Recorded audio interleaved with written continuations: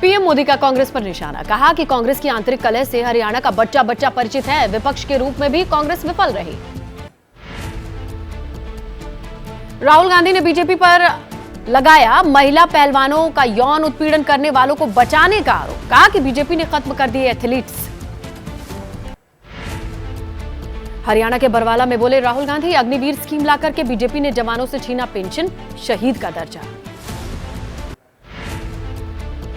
कांग्रेस नेता भूपेश बघेल ने कहा कि खट्टर साहब पोस्टर में नहीं, चेहरा भी नहीं उनका। जहां खट्टर साहब वहां की सभा, जहां उनकी हुई सभा वहां हार की गारंटी।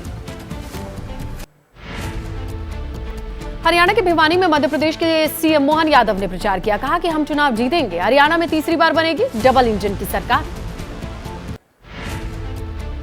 पीएम मोदी के आरोपों पर बोले रॉबर्ट वाड्रा, सबूत दें कि हरियाणा में मेरी जमीन है या फिर मैंने कोई गलत लेन देन किया। ईडी आईटी आयोग की जांच में भी कुछ सामने नहीं आया।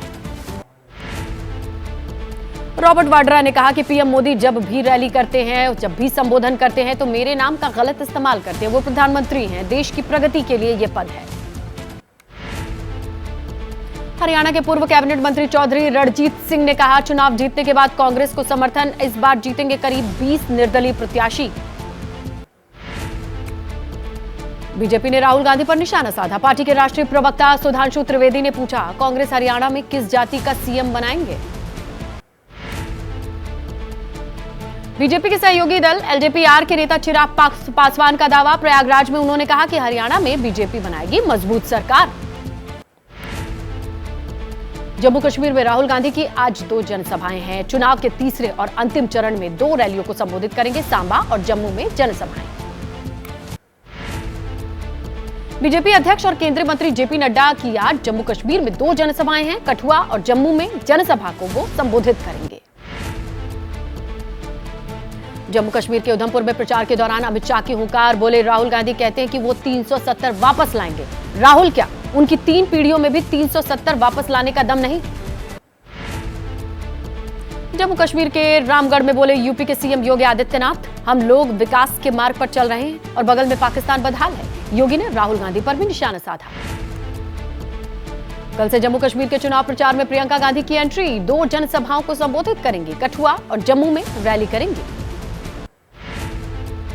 उमर अब्दुल्ला ने चुनाव में कम मतदान प्रतिशत को लेकर चिंता जताई। राम माधव के आरोपों पर बोले, आपको क्या लगता है बीजेपी चुनाव प्रभारी हमारी तारीफ करेंगे। उमर अब्दुल्ला ने इंजीनियर रशीद को बताया एजेंट, पूछा उसी केस में कई लोग जैसे कि यसीन मलिक, शब्बीर शाह सहित दूसरे लोग बंद हैं, लेकिन केवल रशीद को जमानत मिली।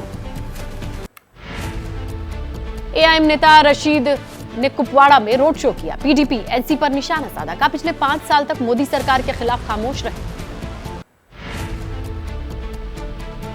मंत्री विक्रमादित्य सिंह के बयान से सरकार ने किया किनारा। संजय अवस्थी बोले, ये विक्रमादित्य सिंह की निजी टिप्पणी है, सरकार का ऐसा कोई आदेश नहीं।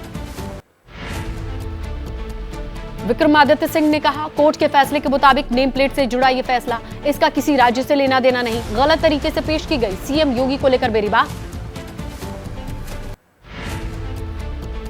नेम प्लेट विवाद को लेकर राहुल से मिले इमरान प्रतापगढ़ी। हिमाचल के मंत्री के दिए गए बयान को लेकर कांग्रेस अल्पसंख्यक विभाग के अध्यक्ष ने चिंता जताई। झारखंड चुनाव में सीट शेयरिंग को लेकर आज बीजेपी और ऑल झारखंड स्टूडेंट यूनियन की बैठक है। सुदेश महतो आला नेताओं की मीटिंग होने वाली है। सूत्रों के मुताबिक आज बन सकती है सहमति। दिल्ली विश्वविद्यालय के छात्र संघ का चुनाव, आज दोपहर 1:30 बजे तक मतदान होगा। अध्यक्ष, उपाध्यक्ष, सचिव, संयुक्त सचिव पद के लिए वोटिंग। दिल्ली विधानसभा के सत्र का दूसरा दिन, आज हो सकता है आतिशी सरकार का बहुमत परीक्षण। सरकार को साबित करना है विश्वास मत। अरविंद केजरीवाल ने मोदी सरकार पर लगाया दिल्ली का काम रोकने का आरोप, कहा मोदी बहुत ताकतवर हैं, लेकिन मोदी भगवान नहीं। एमसीडी में स्टैंडिंग कमेटी के एक सदस्य के लिए आज होगा चुनाव। कल हंगामे के बाद मेयर ने 5 अक्टूबर के लिए सदन को स्थगित कर दिया था। हिमाचल में संजौली मस्जिद विवाद, शिमला में आज विभिन्न संगठनों का सद्भावना मार्च। लेफ्ट संगठनों के साथ कांग्रेस और आप शामिल होंगे। महाराष्ट्र में एनडीए में सीट शेयरिंग को लेकर फंसा पेच। कल नहीं हुई महायुति की बैठक, 90 सीटों पर सहमति बनाने की कोशिश जारी।